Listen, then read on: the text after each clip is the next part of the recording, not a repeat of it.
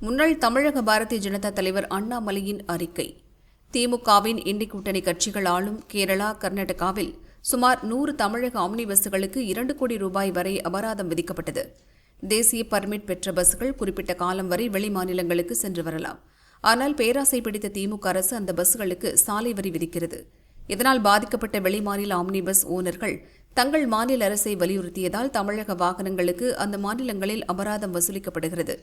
தமிழகம் மற்றும் பிற மாநிலங்களுக்கும் சேர்த்து காலாண்டுக்கு 4.5 லட்சம் ரூபாயை ஆம்னி பஸ் ஓனர்கள் வரியாக செலுத்த வேண்டியுள்ளது. இதனால் பஸ்ஸுகள் ஓடவில்லை. பயணிகள் பாதிக்கப்பட்டுள்ளனர். இதற்கு காரணம் திமுக அரசுதான். முதல்வர் ஸ்டாலின் இதற்கு தீர்வு காணவில்லை.